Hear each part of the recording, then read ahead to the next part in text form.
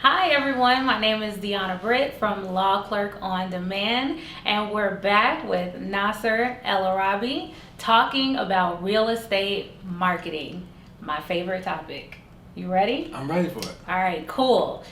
All right, so you and I have talked before about updating on marketing strategies, right? Yes. So would you agree that what was relevant 5 years ago isn't really working right now? Absolutely. Okay, so let's talk about your personal experience. So, what was your initial marketing strategy? What were you doing? Mail, direct Okay. mail. Yeah, I was one point I was spending like 15 to 20 grand a month in just direct mail 15 to marketing. 20 grand. Yeah, a month in Wow. direct mail marketing. Yeah, I had the whole city under control at that point. The whole city. Yeah. Okay, so what did that look like? 15 to 20 grand in marketing. What was that going to? So about 15,000 in mail, probably about 30,000 homeowners Okay. were getting my mail piece. Yes. Okay. So, spending money on postage. Were you doing postcards? Postcards. Yes. Okay. All right. So you're just hitting like every door. Like literally, I was doing every absentee owner house in the city. Okay. So absentee owners was your focus. Yeah. And how did that everyone. go? I mean, it was going well at that time. It was going well. It was going well. And then the window got smaller, and it closed. Okay. So mail just stopped working, man. I'm not going to say it stopped working. Mail was not the most effective way anymore. It was just not the most effective way. I just noticed in my business, like, okay, I'm spending this, but I'm not making this back. Right. So it's like, whoa, you know what I mean? Let me cut back. Yeah. So. Switch some things up. So do you think direct mail is dead?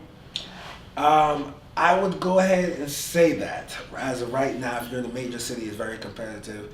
You know, can you potentially get a deal via direct mail? Yes. Is it the best route to go right now? Unless it's highly targeted. If you're just doing mass mailings, yeah, it can be that Okay. possibility. If you're in a major city. Now, if you're in an area that has like maybe 100,000 or less people, possibility it can still work. Okay. And when you say highly targeted, what do you mean? Like a highly targeted list, meaning something like probate, code enforcement, tax list, because those are lists that you know there's a problem there. Okay. You're just getting somebody to raise their hand and say, yeah, I need you to unload this burden. Okay. So, and one thing with my company is I really push like fresh information. So, what do you consider is a good time frame to be talking to sellers? Do we want information 6 months, a year, 30 days, last week? What is your?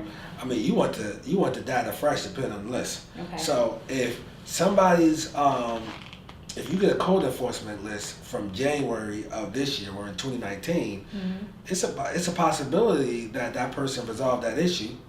It's a strong possibility that they resolve that issue and they no longer have a problem and they don't want to sell. Or that tenant that moved into that property and broke some stuff and then called the city, it's a possibility that they finally got that tenant out the house and now they got the relief so they can breathe easy so they don't want to sell it as bad. Right. Yeah, so you want the information fresh. Okay. You want it fresh and as early as possible. You know, you can get like a targeted list. Like if you can get a code enforcement list, weekly or monthly, that's great. Okay. And then if you were to send mail right now, what would that mail look like? I mean, it'd be highly targeted. Like highly targeted, like they have a problem there. Okay. It works for highly targeted lists. You can still get good deals. Okay. All right. So, so that's direct mail. So you're pretty much over direct mail right now. You're taking a little break. Yeah, taking a Okay, break. cool. So what does this look like? What are we doing now? Are you cold calling? So cold calling, ringless voicemail, and text messaging. Okay, so let's walk through some of those. So let's talk about cold calling. What made you start cold calling and how are you approaching that? Basically, I get a list, and then I have to skip trace that list. And when I Okay. say skip trace that list, I mean find these people's phone number, and then you cold call them. Basically, ask if they're open to selling property at 123 Main Street. Okay. So, I like to do from that 9 to 1 spot, and then like 4 to 8. Okay. Yeah, I shut down at 8. I don't want to call nobody after 8 o'clock. Right. Yeah. Okay. And then do you have a team or you're doing I have a team of people doing it. Okay. I started out doing it so I could train them how to properly do it. I love that. That's where I Yeah. was going because a lot of folks just want to just hire someone and I think Yeah. you should go through the fire. Yeah, I think Yeah. so too. I've been yelled at on the phones. You've been yelled at on the phone. Absolutely. Makes you a better person. Makes you a better Right? person.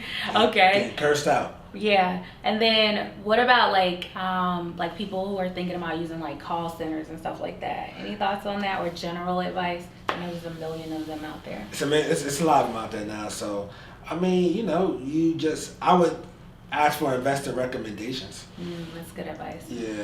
Yeah. I would ask for investor recommendations on one to see if, you got some good results. Because I've heard bad things about some, and a few of them I heard people say, yeah, that works. I'm getting deals from them. Or you can train your own VA on, how to do it. They call me sometime with my properties I own, so. Yeah. Okay. But you're basically saying people need to build, start on the phone yourself, train someone, and then eventually get to the point where you're using a bigger system like a call center. Absolutely, yes. Okay. Cool. All right. So let's talk about text messaging. You mentioned that. So what does that look like for an investor? All right, text messaging. Let's say if you you got a list, right? A probate list from you. From Law Clerk on Demand. Yes. Absolutely. So they went to Law Clerk on Demand, and you gave them some data, and it's about 50 names on that. Yes. All right, so it's like 50 names on that. What they can do is skip trace that list, and they can just do an individual text on, each person, especially if you're newer. Try to shoot for doing 10 an hour, until you get 50, and just individually text them, hello, my name is Pete, whatever, and I wanted to know if you're open to selling the house at 123 Main Street. I'm an investor in the area. Right. And cut it off there and, see if they respond. Now, you are going to get cursed out via text message. Just like the phone, right? Just like the phone. So be prepared, to be cursed out. But, yeah, all you're looking for is one person to say, yes, we are looking to sell that property, and, and you go from there. Okay.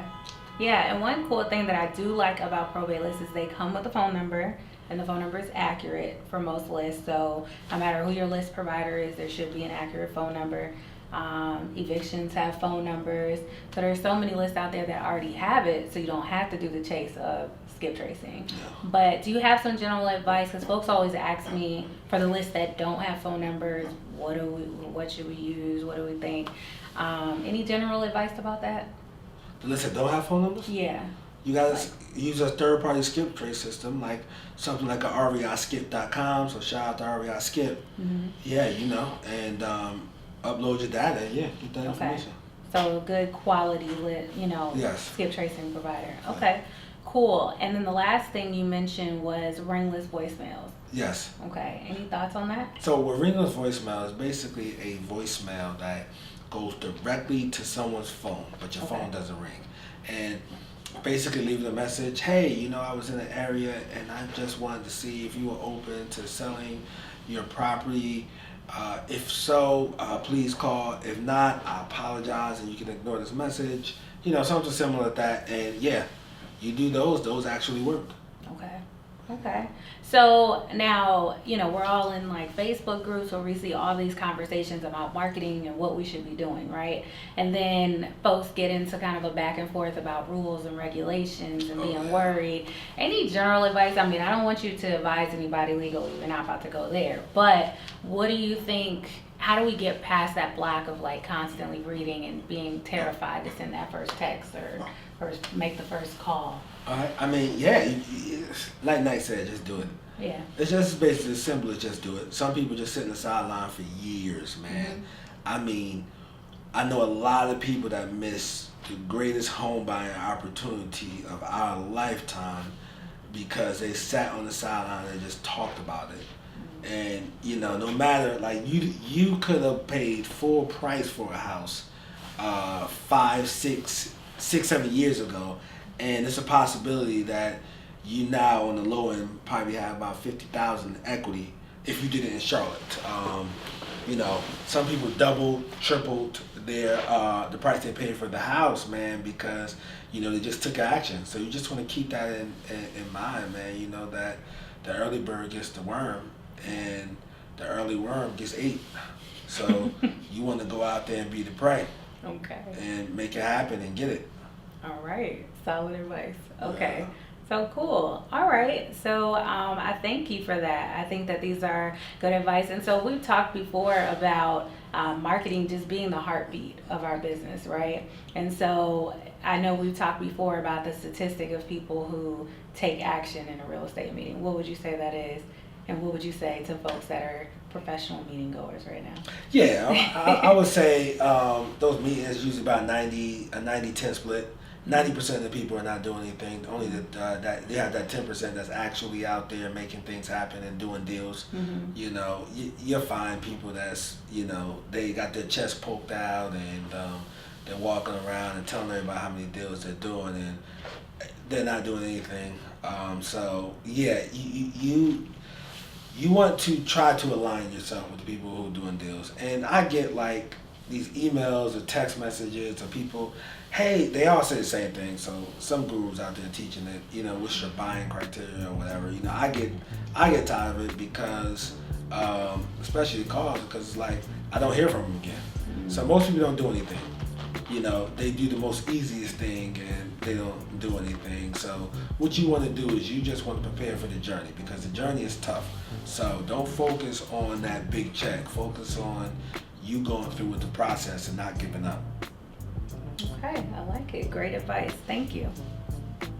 Hi, this is DeOnna Britt from Law Clerk On Demand. Thank you so much for checking out my video today. Don't forget to like, subscribe, and comment below a video topic that you might be interested in. Also, if you are involved in real estate, don't forget to visit our website, lawclerkondemand.com, and grab a specialty real estate lead list and find your next deal.